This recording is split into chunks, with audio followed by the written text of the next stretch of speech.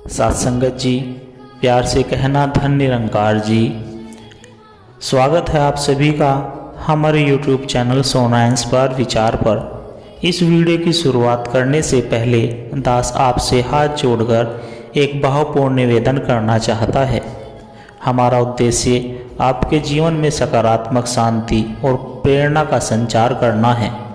हर रोज़ हम आपके लिए एक नई प्रेरणादायक वीडियो लाते हैं। इन वीडियो के माध्यम से हम आपके जीवन में आत्मविश्वास, शांति और प्रेम का संदेश पहुंचाना चाहते हैं।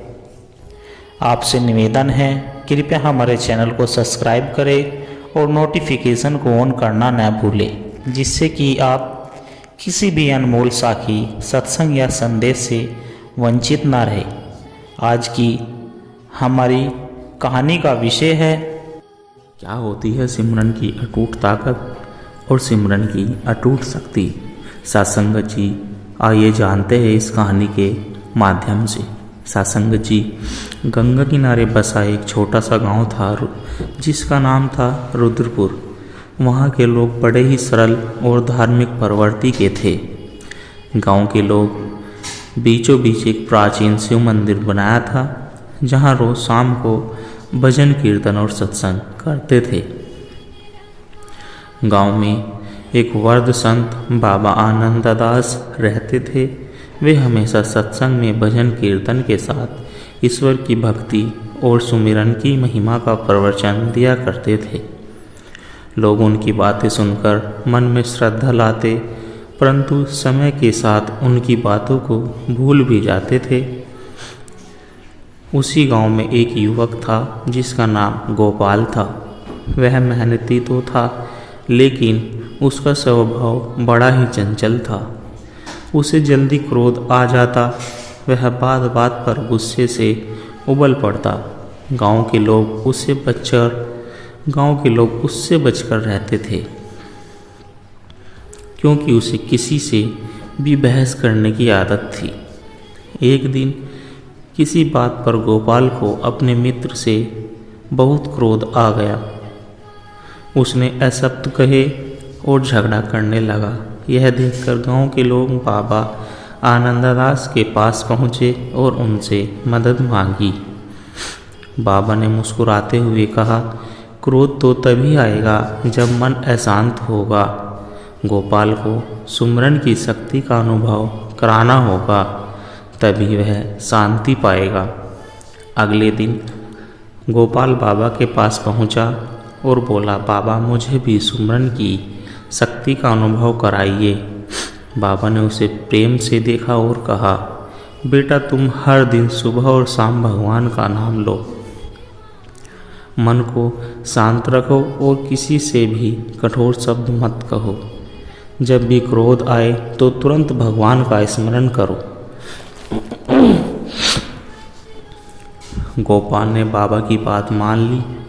शुरू में उसे कठिनाइयाँ हुई, लेकिन धीरे धीरे उसका मन स्थिर होने लगा। कुछ हफ्तों में ही लोगों ने उसके व्यवहार में बदलाव देखना शुरू कर दिया।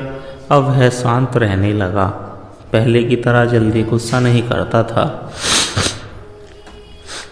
एक दिन गांव में कुछ लुटेरे आए और मंदिर का दान पात्र लूटने लगे। गांव वाले डरकर इधर उधर भागने लगे, लेकिन गोपाल डटा रहा। उसने आंखें बंद की और मन ही मन भगवान का नाम लेने लगा। अचानक न जाने कहां से गांव के कुछ और युवा भी आ गए और सबने मिलकर लुटेरों को पकड़ लिया। बाबा आनंददास ने यह दृश्य देखा और मुस्कुराते हुए बोले, देखा सुमिरन की शक्ति, यह केवल मन की शांति नहीं होती, बल्कि संकट के समय तुम्हें सही निर्णय लेने की ताकत भी देती है। अब गोपाल पूरी तरह बदल चुका था। वह हर दिन सुमिरन करता और गांव वालों को भी इसके लिए प्रेरित करता।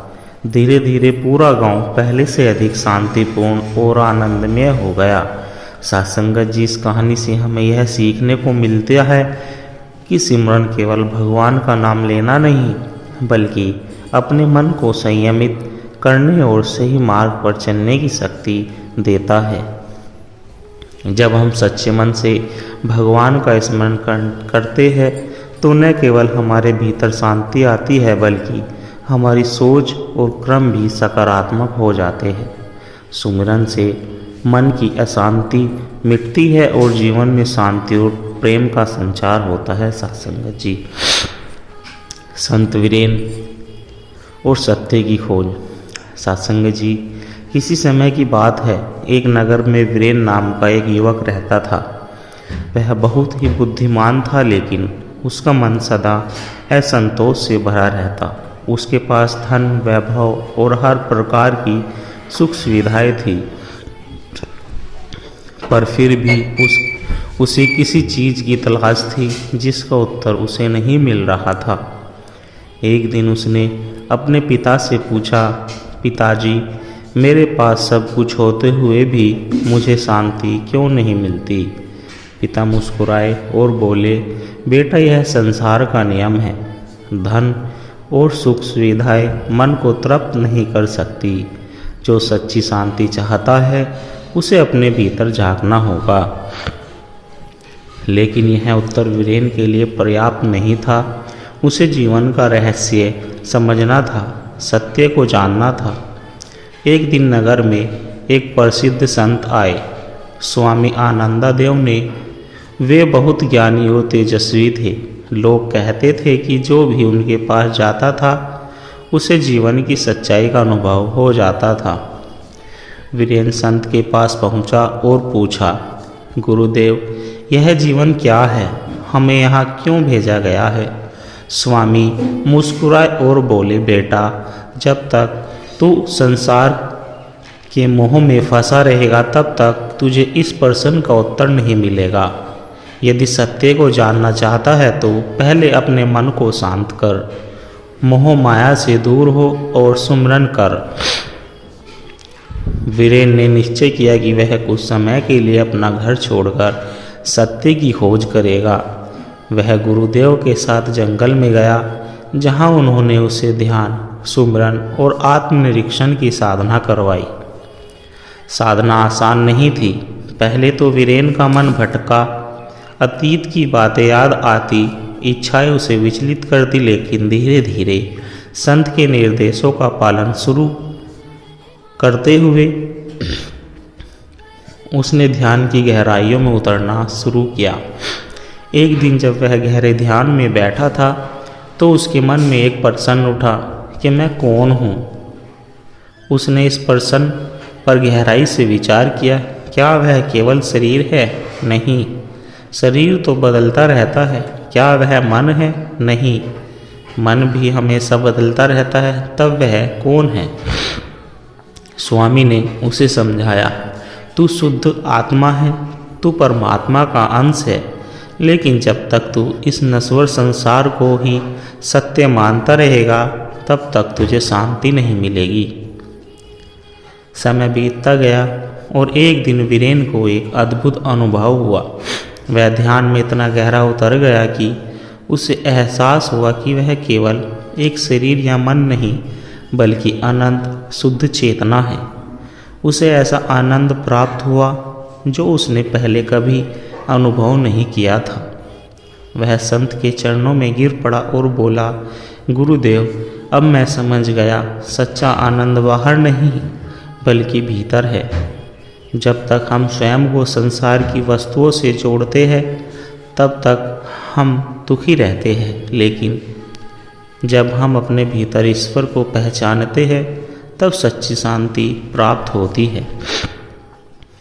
साथ संगत जी, अब वीरेन पूरी तरह बदल चुका था। वह अपने नगर वापस लौटा, लेकिन वह वहाँ पहले जैसा नहीं था। उसने लोगों को सिखाना शुरू किया कि सच्ची खुशी धन या वस्तुओं में नहीं बल्कि आत्मज्ञान में है। उसने बताया कि ध्यान, सुमिरन और सेवा से ही मनुष्य अपने वास्तविक रूप को पहचानता है। धीरे धीरे नगर के लोग भी सत्य को समझने लगे। वे सत्संग में आने लगे, ध्यान करने लगे और उनका जीवन बदलने लगा। साथ संगत जी, इस कहानी से हमें यह सीखने को मिलता है कि संसार में सब कुछ अस्थायी है। सच्ची शांति बाहरी चीज़ों में नहीं बल्कि आत्मज्ञान में है। जब हम अपने मन को शांत कर ध्यान और सुमिरन के द्वारा अपने भीतर झांकते हैं, तभी हमें वास्तविक आनंद प्राप्त होता है। सत्य की खोज बाहर नहीं, भीतर होती है।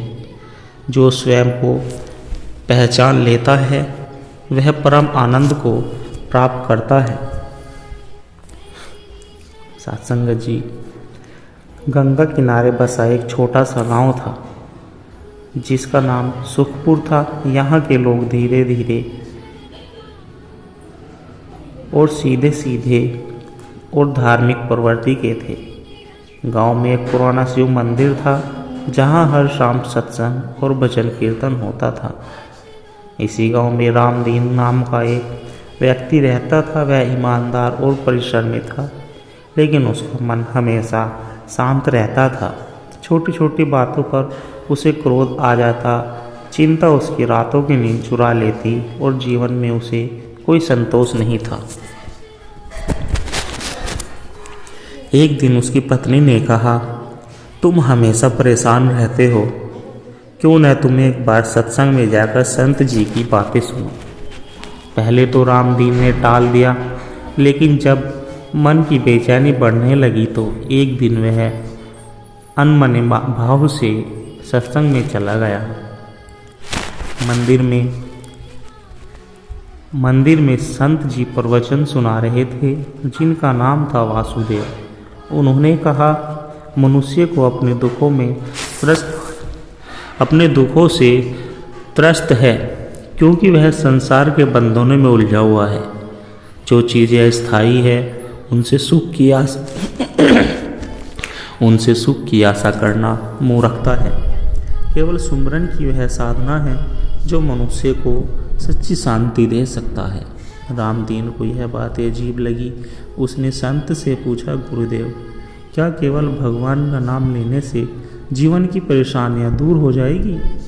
संत मुस्कुराए और बोले, बिल्कुल, लेकिन यह केवल नाम लेने भर से नहीं बल्कि सच्चे भाव से सुमिरन करने से होगी।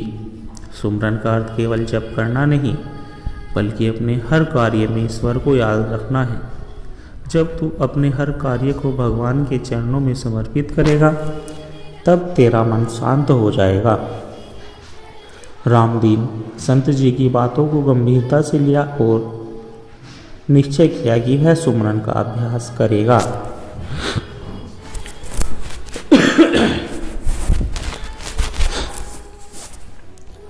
शुरुआत में उसे कठिनाइयाँ हुई। ध्यान करते समय उसका मन इधर उधर भटका, दुनिया में विचार आए और कभी कभी तो उसे यह सब व्यर्थ लगने लगा। लेकिन संत जी ने कहा था, धैर्य रख। जब नदी की धारा तेज होती है तो नाव को अधिक मजबूती से खींचना पड़ता है। धीरे धीरे रामदीन का मन सुमिरन में रमने लगा। अब वह सुबह उठते ही भगवान का नाम लेता, काम करते समय मन ही मन मंत्र दोहराता और सोने से पहले भी प्रभु को याद करता। एक दिन गांव में भारी तूफान आया। नदी का जलस्तर बढ़ गया और खेतों को नुकसान होने लगा। लोग भयभीत थे कि कहीं बाढ़ न आ जाए। रामदीन के घर के पास भी पानी भरने लगा। पहले के समय में वह घबरा जाता, पर इस बार उसने सुमिरन करना जारी रखा। उसने सोचा, अगर भगवान का सुमिरन सच्चा है तो वे रक्षा अवश्य करेंगे। अचानक ही हवा की दिशा बदल गई और कुछ ही समय में बारिश रुक गई। नदी का जल स्तर धीरे धीरे घटने लगा। गांव वालों ने इसे चमत्कार माना, लेकिन संत वासुदेव जी बोले, यह चमत्कार नहीं, सुमिरन की शक्ति है। जब मनुष्य निस्वार्थ भाव से भगवान को पुकारता है तो प्रकृति भी उसके साथ हो जाती है। रामदीन पूरी तरह बदल चुका था। वह अब क्रोध नहीं करता, छोटी छोटी बातों में उलझता नहीं और हमेशा शांत और संतुष्ट रहता। गांव के लोग यह बदलाव देखकर अचंभित थे। एक दिन एक व्यक्ति ने उससे पूछा, भाई, पहले तुम हर समय चिंता में रहते थे, लेकिन अब हमेशा शांत रहते हो। इसका क्या रहस्य है?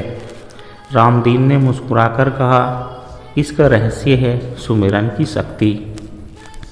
जब मैं हर पल भगवान का स्मरण करता हूँ तो मेरा मन शांत रहता है। सुख दुख लाभ हानि सब प्रभु की इच्छा मानकर स्वीकार करता हूँ। यही सच्चा सुख है।